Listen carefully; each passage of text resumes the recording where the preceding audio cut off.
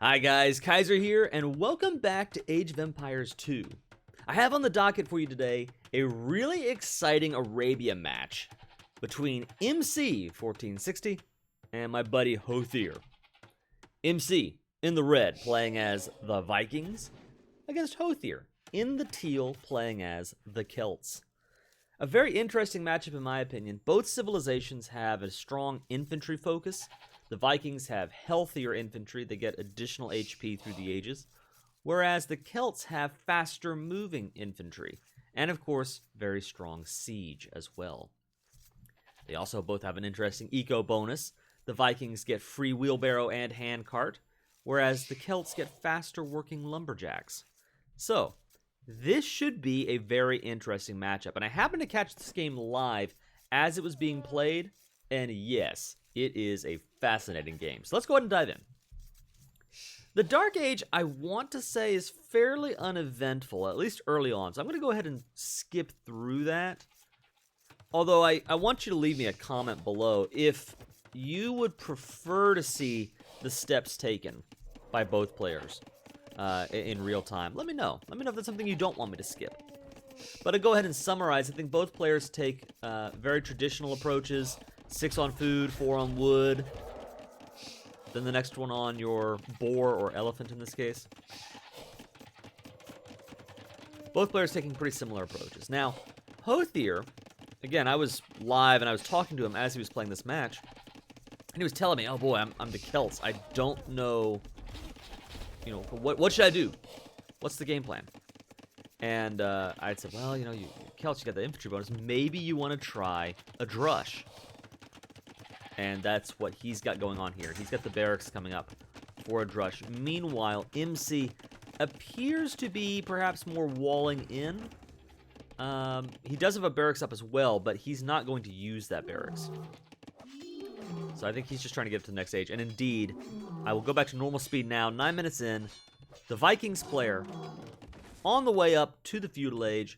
Hothier a little bit behind him. He's picked up a little bit of idle TC time, so MC has a slight economic advantage right now, even though Hothier has a vill over him. It's because of the tech difference. But here we go. This is the moment.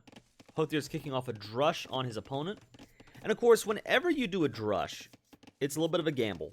You're putting in critical early resources into military units that normally you would rather put into your economy to get it, booming and going up. But if you can get in some serious damage, whether that's literally killing villagers, destroying buildings, or more likely getting in idle TC time, idle eco time, and slowing down your opponent for the later game, that is worth it if you can get the damage in. Now, MC is making some great moves here. I don't know what you call these walls. A lot of times we talk about full walls, where you wall in the entirety of your base and units just can't get in. We also talk about small walls, where let's say you want to protect this lumber mill, this lumber camp. You just wall around the lumber camp and now your lumberjacks are protected. What MC is doing here is he's walling just enough to force Hothier's infantry. If he's going to go in, he has to go through the town center, and that is functionally a death sentence for these militia. I don't know what you call these walls, but I like it. Really well played by the Vikings player. Now, on the other hand, take a look at the Vikings' idle TC time. The pressure is mounting, it's equalizing now, and Hothier is coming back into the eco game. Again, not that being a vill or 2 down wins or loses you a game per se, but it's just a small economic bonus that you're giving to your opponent that can, if you're not careful, snowball into bigger and bigger and bigger advantages. So that's why early on I like talking about the idle TC time, I like talking about vills. Here we go. I think Hothier is distracted with his economy back at home, and the infantry move through. There are archers on the field. Good, good. Now, Hothier did not get any kills there, which is a shame. Didn't really get any damage in the traditional sense, but the idle TC time has ballooned for MC. The idle eco time has spiked for MC. So that means Hothier now actually has an eco advantage. But it's MC's turn to put on the pressure. He's got 2 archers and a scout on the way. Probably more archers coming in behind, I'm guessing. Yeah. Now, Hothier, I believe, one of the other things that rush was successful for, what it did well, was he saw MC building the archery range. So that should have been a sign. Vikings player going archers, right? I believe that may have been why he built the archery range when he did. So I think that's a good job and a great example of using that intelligence in order to get a read on your opponent, figure out what they're doing, and respond appropriately. Archer range is up. Hothier's going up to the castle edge. So there's that economic lead for you. Got a couple of skirms out. Good.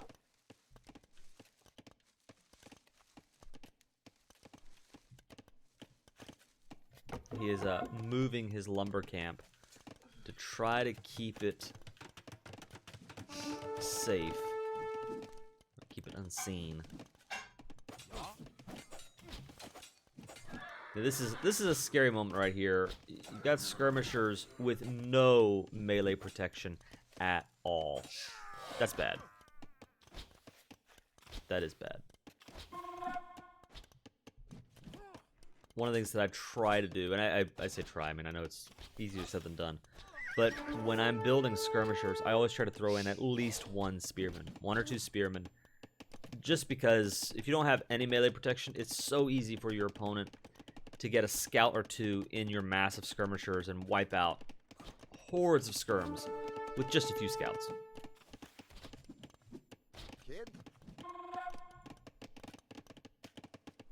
Now, one of the things that I find fascinating, Hothier is going up to Castle Edge. He's almost there. MC is continuing. Ooh, and look at this. We'll come back to this in a second. MC is continuing to put out feudal age units and feudal age scouts. These scouts are slowing down his ability to get into the Castle Edge because they each cost, I believe it's 75 food per scout. So the food eco that would be going to the age up is instead going into the scouts. It's going to mean that he's in feudal age longer. But it also means pressure is mounting on the skirms. Meanwhile, Hothier building a forward base completely undetected by MC. We have a stable up, and knights are coming out.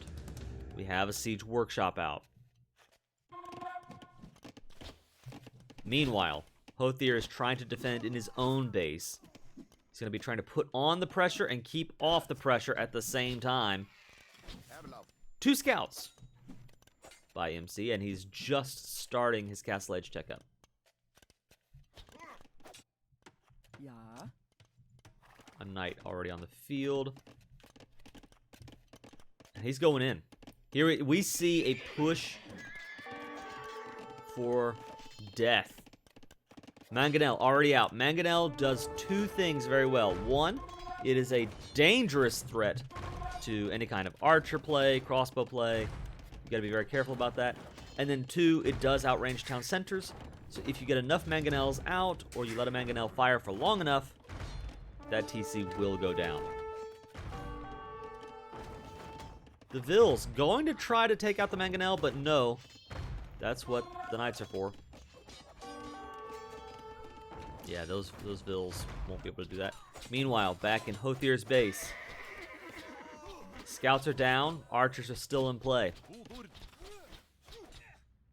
This is a tricky one if you're Hothier. Right now, if you take a look, Hothier, MC has killed 5 Vils, but he's lost 11.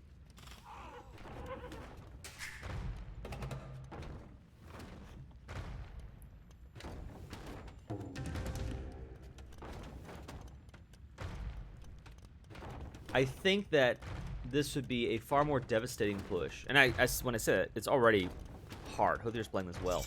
But one of the things that's working in MC's favor is he was able to push Vils off of gold for a while there. I think if Hothier had more gold, he could have afforded a second mangonel. 2 mangonels, of course, mean that you are destroying this town center twice as quickly. Yeah, like right now. MC's having to use up resources to repair the town center, but the TC is actually going to stay up as long as these bills are repairing. Knights going in, knights going in. Yeah, the knights are good, but they're gonna kill the scouts, but not fast enough to save the mangonel. Now we've got crossbows that are in. Let's snapshot the economy briefly while we're watching the action here. So the archers have been pulled out of Hothier's base. They're on defense, which makes sense, but I think is probably the wrong call. If MC could have managed it, keeping the archers in the base, just being annoying, shutting down eco, would have been a good move there. And the archers aren't very helpful against the knights because, you know, you have 1 mangonel shot, and all of a sudden, those archers are in mortal danger. Idle TC time. I want to say about even for both players, or it's about to be even for both players. About just shy of 7 minutes of idle TC time. 27 bills for both. Although Hothier does have more idle. Oh, look at that. See, the archers are back to try to do more eco damage. Good for him, but remember, if you're playing archers, you need to get a mass of archers up. You're trying to build that death ball. And throwing away 7 or 8 archers like this for what was that, 1 vil kill? Not worth it. Not worth it at all. Spears are out.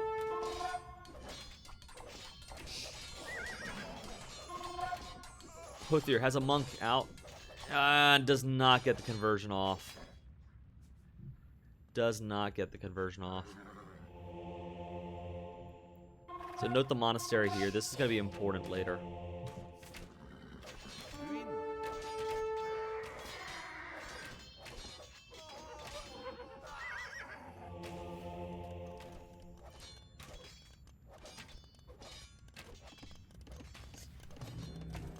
How many archer ranges do we have for... I'm surprised that the Viking player... I guess he just doesn't have the wood for it. The eco is sort of all... Ah, there we go. That's why. We see kind of a divergence here. MC 1460 on his second town center. Whereas Hothier is staying on 1 TC and trying to get that aggressive all-in push going. Now, it's definitely stalled a little bit. The early knights are dead. The early mangonel is dead. But there's still the possibility that a round 2 could break our Viking opponent.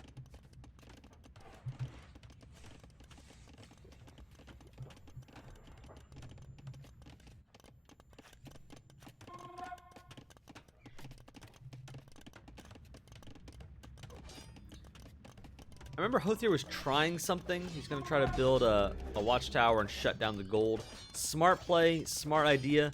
He's trying to do that while also getting some other things moving. And ultimately that 1 vil just was not able to get the tower up. He was spotted.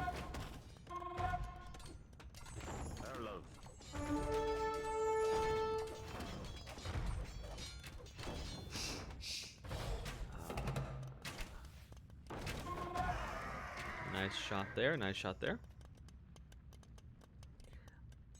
I absolutely adore playing with monks.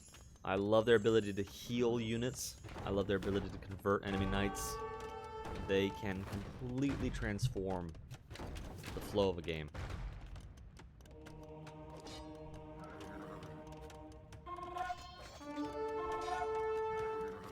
There, conversion off. Extra knight in for Hothier. Courtesy of the Vikings. I find it so fascinating how both players, and I suppose this is just the meta, this is the nature of Age of Empires, but both players are going for knights, even though they are both infantry civilizations, you know? So this is sort of an interesting moment here. Hothier doing some scouting, trying to see if there was a vulnerability in the eco. He has seen that MC has 2 town centers. He's working on his own second TC now. Idle town center time. Now, this is partly because he's had 2 TCs, right? But idle TC time has exploded for our Viking opponent. Our Viking player, I should say.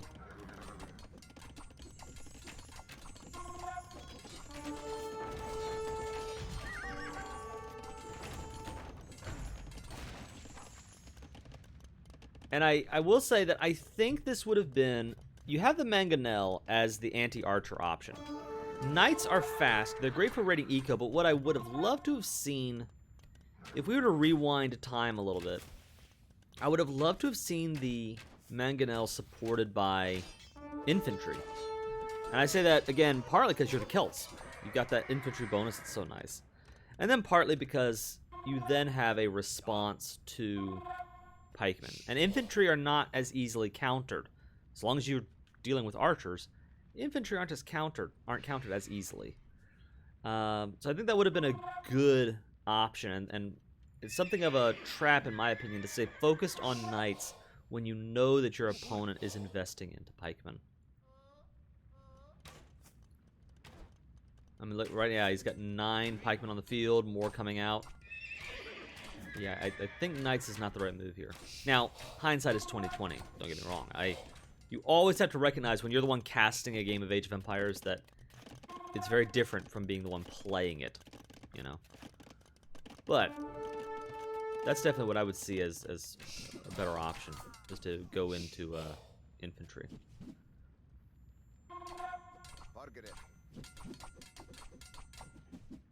And then, of course, you get out some pikemen of your own in the event that MC goes knights, pikemen, and monks should shut down knight play. And this is a little bit of a scary moment, because what you can see, and you can just tell with the tempo here, MC is pushing Hothier back. And the all-in aggression, the 1 TC play that you're hoping for is ending the game. You know, you want to end the game, or you want to get close to ending the game off of that 1 town center aggression. And if you have an opponent who's on 2 TCs and they've pushed back your assault, again, that's a little scary. It's a scary position for Hothier to be in, even though right now Hothier's up 10 bills. Ooh, this is a big moment right here. Scorpions are out, doing some damage to the pikemen. I had recommended Scorpions at the time. I think they're a great unit for dealing with masses of infantry. Or you get up enough Scorpions and you can knock down most units very effectively. But, unfortunately, MC had some knights ready to go. Oh, and the conversion does not go off, which means the monk and those skirms all go down. The siege all goes down. It was one of those situations where the siege, unfortunately, was just not protected. But it may have served as the perfect distraction for this castle. Coming up, it's threatening the main town center. Lots of vills dying here, but it may be worth it. Boom. Castle is up in the heart of MC's base.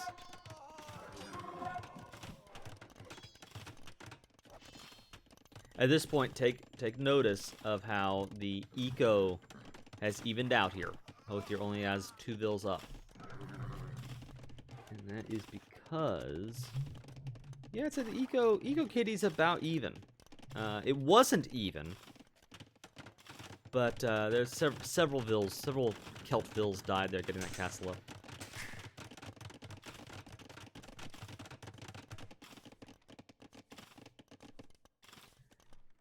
Perhaps even more importantly, Hothier on his way up to the Imperial Age. MC not even close. He's got 6 vills on food and nothing in the can. Ooh, and some Vikingvilles dying. This counter castle will go up. It is just out of the range of the Celt castle.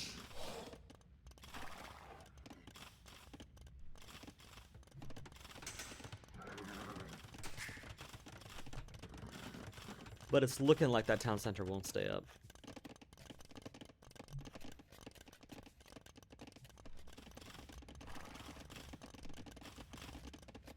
And notice MC selling a lot of wood to buy a lot of food, and he's almost on his way up to Imperial Age 2.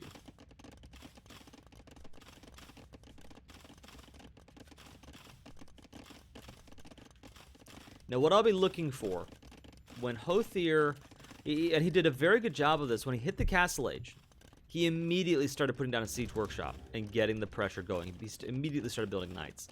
And that's what I always look for with my tech ups, is when you age up to the next age, you should already have in mind kind of a general game plan of what do you want to do. Are you wanting to go into the economy and boom? Well, as soon as you hit the Castle Age, I want to see those town centers going down as soon as possible. If you're going for some kind of knight push, siege push, get down the siege workshop, start producing knights as soon as possible. You know, and that's what I'm looking for here is Hothir hits Imperial Age. Will he immediately start putting out trebs, or what are his immediate actions? Trebuchets online. Makes perfect sense. Pressure coming in from Hothir, getting a couple more Vil kills, I want to say. So now Hothir has a 7 Vil lead over his opponent.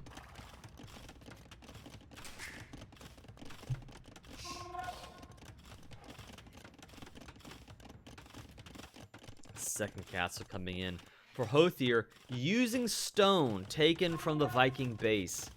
That has to be annoying.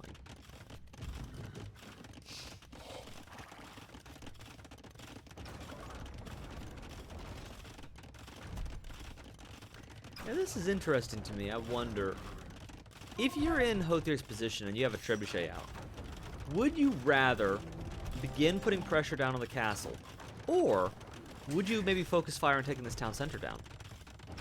Especially knowing that, now of course we know that he's not teching out of this, but he's teching Castle Age. If he were teching out of this front castle, you get down fast enough, you just shut down the tech up.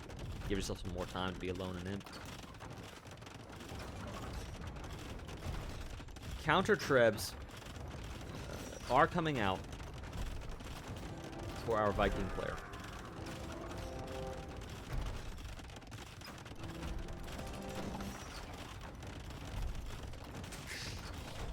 Town center down. So at this point, we have 3 town centers for Hothir versus 1 town center for our Viking opponent. Knights coming in. They're trying to raid, but instead they run into the Viking army. And if Hothir's not careful, all right, he's going for the eco fight. I don't know that he got anything out of that. I do not see a single red body on the field. This castle is about to go down. He's getting the Vils on it, but will it be enough? Will it be enough? I don't know. I don't think so. Nope. Castle goes down. But MC is about to run out of stone, and when he does... Yep, there we go. Castle goes down for the Viking player. So we still have 1 castle up for Hothir, no castles up for MC. But I'm a little concerned right now. MC has 20 military units to Hothir's 9. And while it is true that Hothir's army is more gold intensive and therefore probably more powerful on a unit by unit basis, he's got to deal with these pikemen. And the knights can't do anything against all those pikemen. Hothir is trying out the Woad Raiders as an infantry response. I think that's a smart move, but the techs, let me see, techs are not really in for infantry. Actually, not really in for infantry on either side. The Vikings do have the attack upgrade, but not the armor upgrade, which surprises me. For the Celt player, you got the tier 1 armor, no attack upgrades though. And just not enough Woad Raiders to really make a difference yet. Ooh, and the Treb advantage has been ceded to MC here. A good shot. The Celts are Trebless. And we're in a fascinating situation where map pressure-wise, eco-wise, Hothier has a lead. But MC has military numbers and military momentum. This second castle is undefended. Nothing is really coming out of it. Take a note, by the way, this monastery, they've picked up 2 relics. Hothier, he's got 2 relics in there. And I think it's just 2 for now.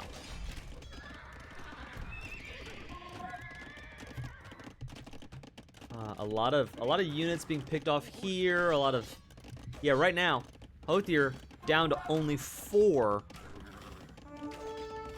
military units. We have a switch to infantry coming in. Supplies, chainmail armor, the men-at-arms upgrade. Good techs. Is it too little, too late?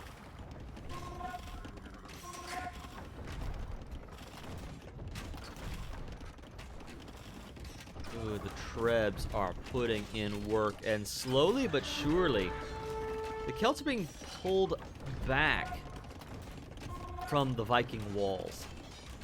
This forward base, if Hothier doesn't do something soon, this forward base is going to fall apart.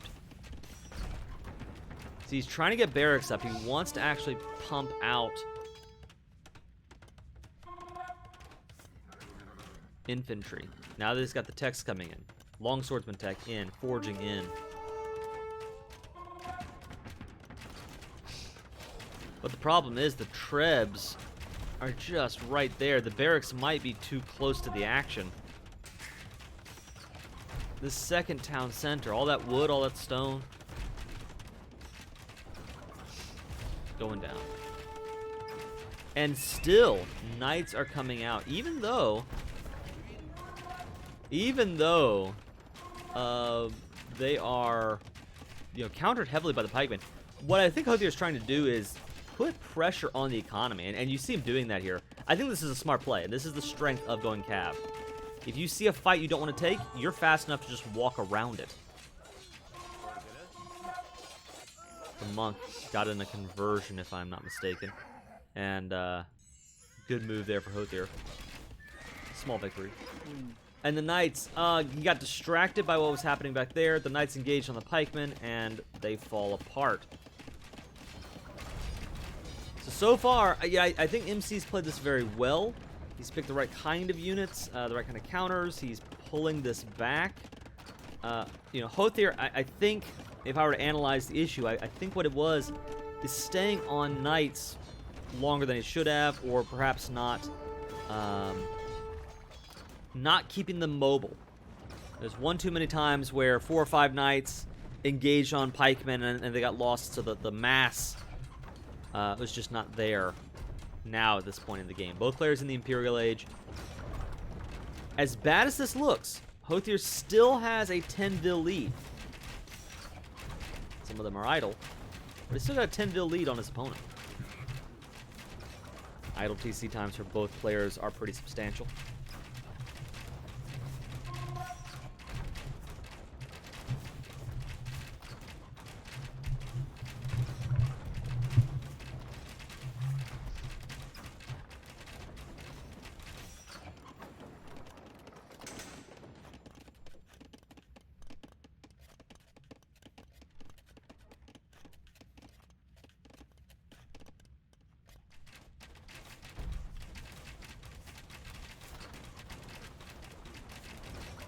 We see the Viking player, MC, going back into archers pretty substantially. He's got 13 out on the field. I would expect those numbers to climb.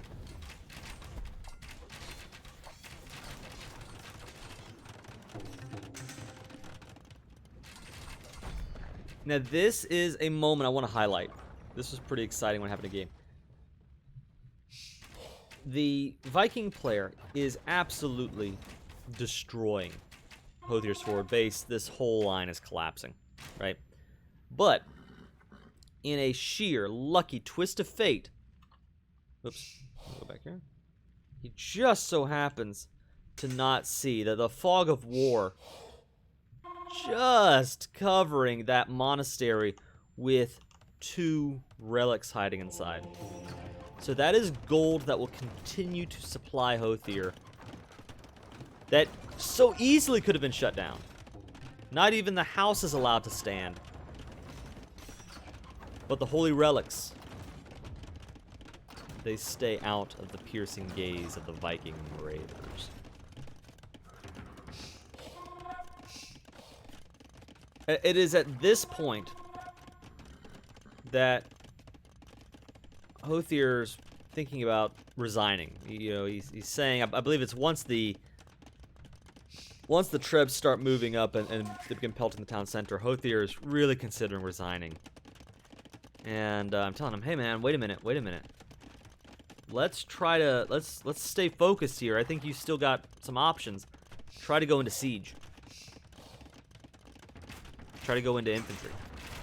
So we've got Halberdier coming out, which would be good against these knights, but won't be terribly useful against... that'd actually not be bad against the pikemen. Halberdier will beat up pikemen, but the crossbows will put in good work there. So this line is falling apart. If Hothier doesn't do something quick, it's game over. But yeah, at this point he's saying, I think it's over. Let me just resign and move on. The score definitely has MC with a big advantage. But I'm thinking, hey, let's give it one last hurrah. And I advise go into siege. We've got the double siege workshops up now. And what I want to see are infantry on a front line to kind of wipe out these pikemen. Provide a front line for the artillery. And then let the onagers do their work against the archers.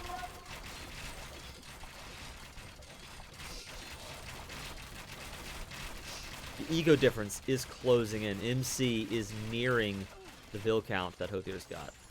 Hothier wisely building a defensive castle. Problem is, MC does see it.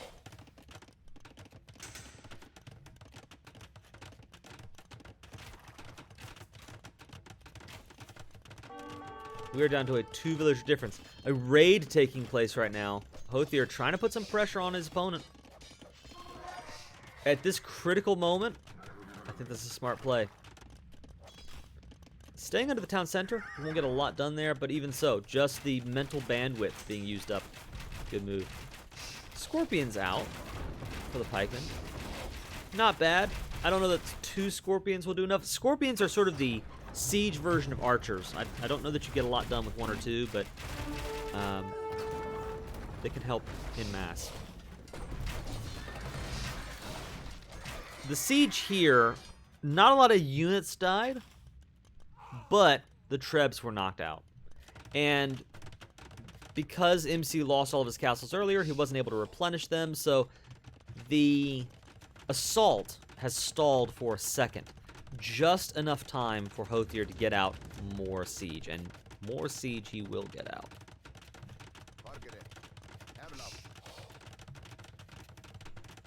Halberdier is a great choice in this situation, not so much for the anti-cav aspect, because, you know, MC's really not going heavily into cav, but simply to serve as a meat shield and a front line for the real power, the onager.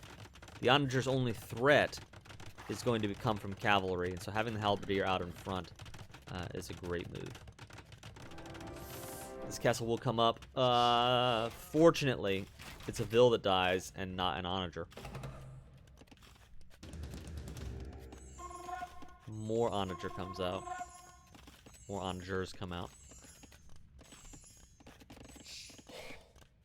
MC has taken the eco lead.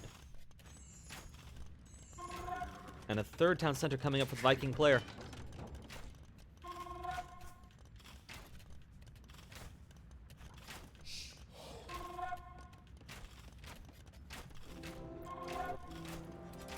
Trebs coming up for Hothier, which means he technically actually is winning the Treb race right now. The pressure is on. Ah, wait. Nah, I misspoke. Viking player also has a Treb, so now it's 1 versus 1.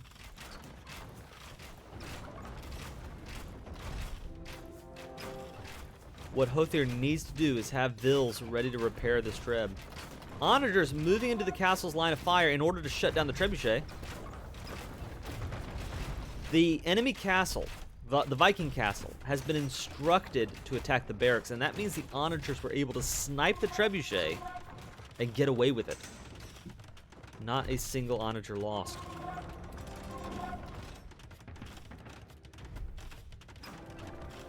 Now, as long as you only have one trebuchet on the field, the Vils will be able to repair the castle faster than the trebuchet can knock it down.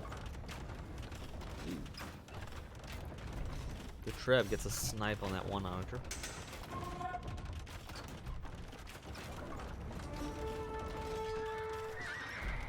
All of a sudden, our Viking opponent finds himself in a tough spot.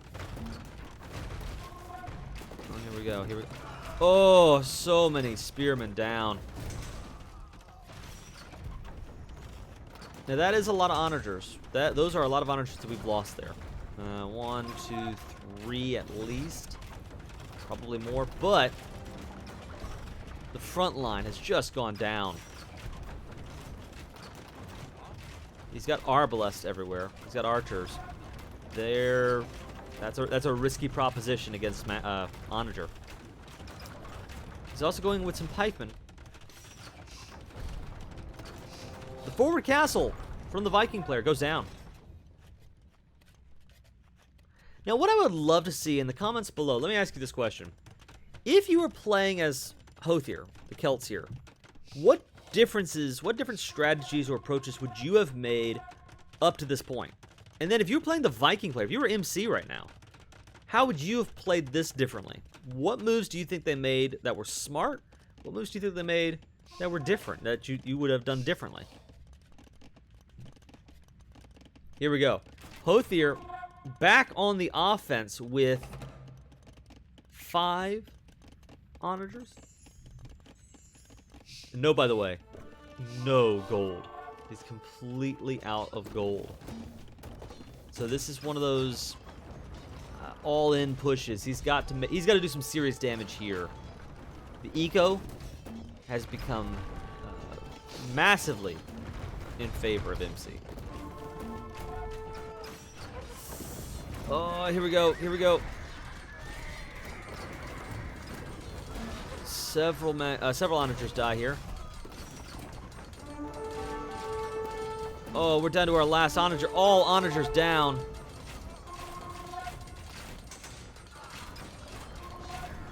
And the halberdier can't do anything against crossbows. Hothier being pushed back to his base. Although he does see gold, he is going to claim gold.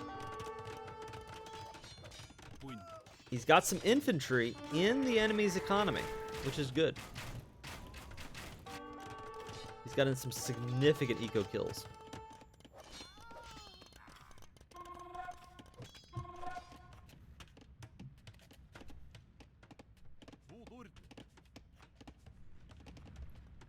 This feels like anybody's game right now.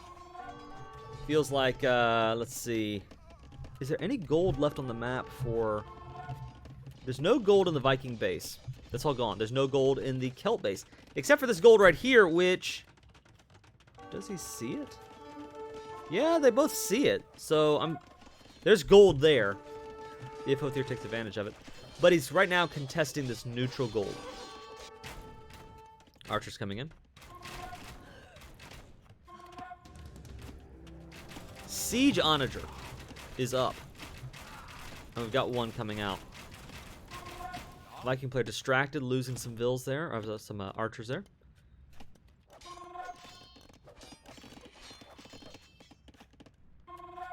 Yeah, and there's some desperation on...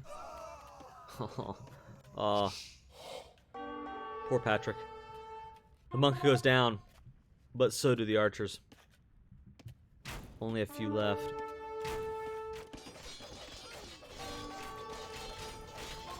This gold that Hothier thought he had claimed is going down.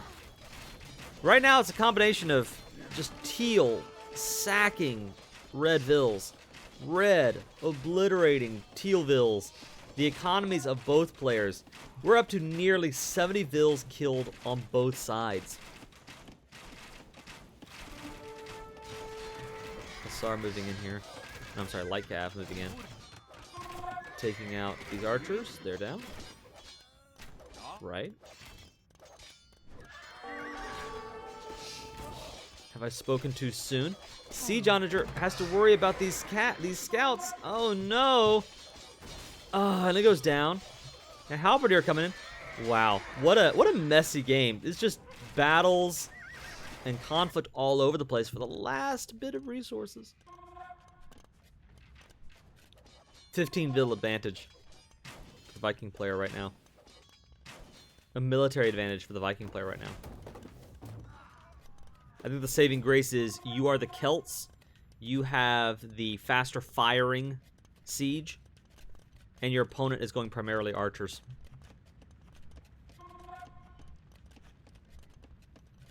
So you do have that strength built in.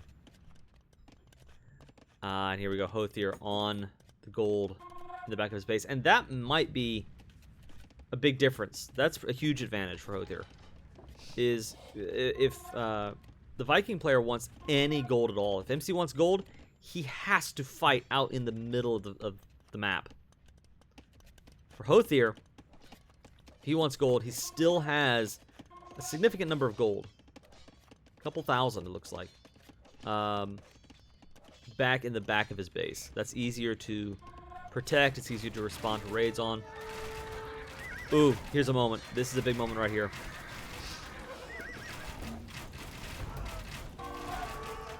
We've got a lot of archers that are being threatened here. Oh. Oh, wow. Big fire. Big shot. Big shot. Oh, my goodness. And there we go. All of a sudden, the military is completely... There's no military for the Viking player. Unbelievable. Unbelievable.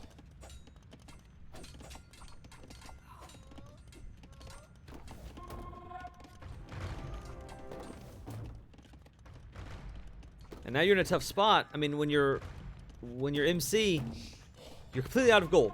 You've got nothing left gold-wise. You have food and wood. You can go halberdier. You can go trash. Halberdier, skirms. You can go scouts. But the scouts, okay, you got the onager, but you're forced to go scouts into a horde of halberdier. It's not a good look. Not a good situation. Hussar out for Hothier now, so you can expect the cav raids to commence.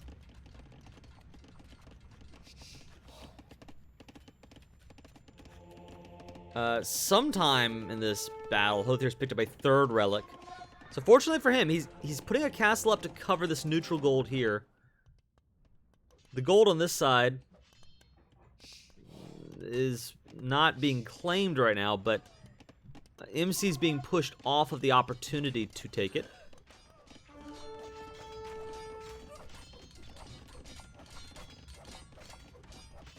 What a game.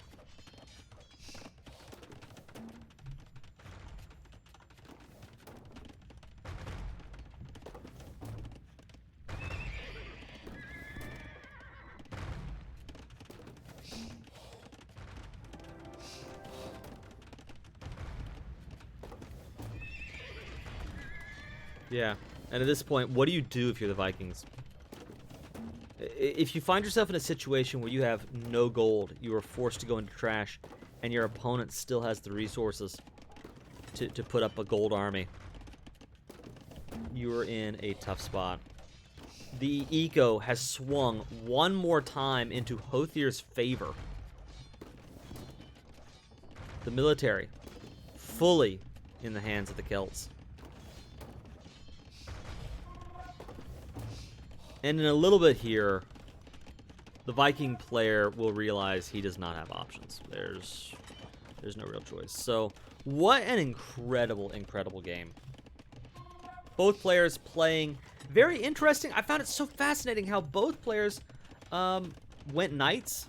It took them quite a while to go into infantry. I think a lot of people see the infantry civs as kind of the game plan. The AoE2 meta is that infantry is something you do in the late game. Like here, Hothier is using his infantry well as a Celt player now that we're in that post-Imperial age and he can go heavy into Halberdier. But the idea of going swordsman in the Castle Age, that's not so common. I think that would have been a good choice earlier. Similarly for the Viking player, there were opportunities to go infantry too and take advantage of that health bonus. But yeah, see, he wants to swing his scouts around and take out this siege onager, but how do you do that when the halberdier everywhere? So many cav down. Yeah, you took out the siege. Good job, but there it is. The GG is called for MC. And Hothier pulls off a game. Just the back and forth. I think the lead swung, what was it, 4 or 5 times? Eco lead, military lead. Who had momentum? Where were the front lines? This game had everything. It was all over the place. What an incredible game. What an incredible match. Guys, if you liked the video, like it. If you would, subscribe to the channel. I'd appreciate it. Thanks so much for watching this. I hope you enjoyed it. Let me know what you want to see next. For now, this is the Iron Kaiser, signing out.